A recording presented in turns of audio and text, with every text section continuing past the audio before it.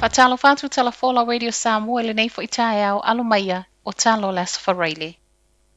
Ua o atu i le selau lua se fulu mo na tupu tangata wa ave leo leo ono le fa atupu vevesi a o iai le solo te e fafo le mauta fono i Ueligitone. Ta anet se fulu ana pola au fa inga le wo o iai tangata pu e fa apango tae leo leo i le asolo na tolu le te. Mai le ofisa leo leo e to alua sui o le ofisa wa Manu'a ai, ma o tangata umolo iai i lea te e wa fa asa nei ma le nofuanga po ua trespass. Se lau lima se fulu isi leo leo fa popo. E se ai le iwa se lau sui o le ofisa o lo i Ueligitone. Ma mai le ofisa o lo fa popo pele au fai ngā luenga. O le ana faaauau leo leo ngā leo leo ana po ma ua ta ua mai ei foi. Le iai o whanauiti. Fai tau se lau pepa whaasalanga po o tickets wa tu inatu foi e leo leo o na ole se seo pākanga te avali. Ma ole toatele na whailua, la tau te le to tōngia ia whaasalanga. O tangata na po e whaapango tae leo leo e ono mō lia, ma ole ato e tatala i tua e whaatali le taimi e tutu la iai i luma o le whaamasinonga. Ai maile tamaita i pāle mia Jacinda Ardern, o le wheau mo le au te move on, a ngā i luma.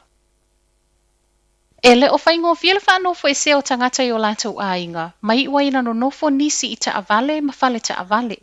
O le laiti o fale o ainga whaatusa tusa i le au whainga o tangata o no nofo ai. E le o mawhai ai o na faanofoesea i fale o ainga, ma ua sawaile ta alosanga, o mo o mia vave emergency accommodation. O le olo o faaauau o na momoli e le fono mea ai i ainga o lo o faanofoesea o lātou tangata i fale. Ma i totono le lua aso sa ia o mai ananafi, ua moli mawinai. Le alu i lunga o tālo sanga mafo mai cases feso o tai malala e whao le kale siei au kilani sauti.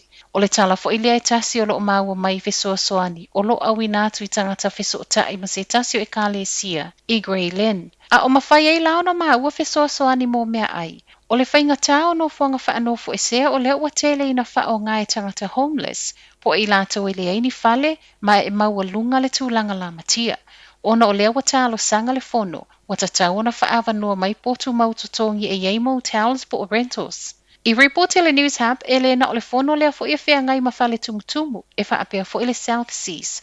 O le whainga tālo faanofoesea i whale o ainga ai toatele, o le toe pepesia i lava o le wha mai.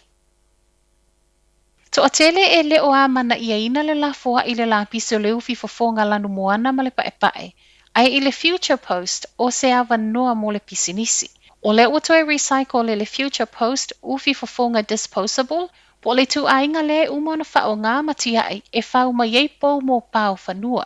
O le whatu atolu ma sina talua nao ina mai le kamupani ufi fofoga nei ua lafoa i le lapisi, ai toe whao ngā e whau ma yei pou, ma ua o atu le miliona ufi fofoga ua mai atoe whao ngā. Tala le tua ni usila fai tau se lau pisinisi ese ua wala au atu le Future Post e ma whai o no lato wau ina mai le lapisi.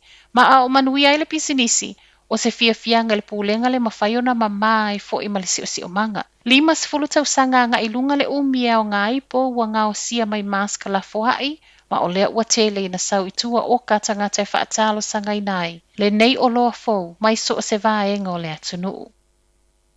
Manu'a tinga ina le tamana tatui tu low i le supamaketi le countdown i Napier i le pō le aso lulu. Te o le fitu i le afiafi na ripotia ni ai leo leo, ma e o mai le tau nei o lea ua toe te ai tua mai le fale mai. To atasi wa mōli al mata upule nei, ma o lo so e pea e leo leo. Ua whaatalo sanga mai e fo i le ofisa i so o se tasi na wa aia le nei wha o ngā lima, e whaafe so o ta i atu i le tasi o lima. Whai watu se Otootoga wa yele Koviti le atu Pasefika. Faamaunia mai le Omicron le tu ainga virusi le wa maua i tonu o tonga. Mai samples na lafoai nei au se talia mosu e suenga, ma toe fo i mai.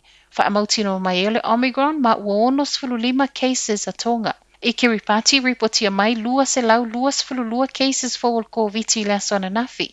Ma ua o atuai le lua afe se lau fitu sfulutolu cases faamaunia.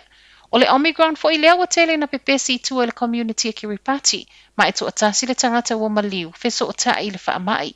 Sa wai i a fiti, to alua isi tangata mali li reportia mai, ma le fitus fulu limo cases fo maua i tua i le community. Ua atoa le onos fultolu wafe mo na tupu cases a fiti, talu mai o na saule Koviti le lua afe lua se fulu. Whaamania fo i wa se laus fulu fitu tangata mali liu, talu na to e saule isi ngalu lo na tolo le virusi i a Novema whaato a umatu. I a New Caledonia, E afe iwa se lausfulu fa cases faaaupopo, ma o se fulu tolu afe mo na tupu active cases, o le 95% o na tangata ua umatu i e lua. Ma Amerika Samoa, to a lua isi tangata whainga luenga o soifua maloloina ua whaamaonia wa maa ua whaamai ma o lea ua faanofoesea. Ua sa vali atoa nei fo i le fast fulutasi cases whananau mai le whainga malanga a le Hawaiian Airlines, le ana tau nuu i le aso luas fulumale fitu o Januari. O Telefonala Radio Samoa, Manu'a le taiao.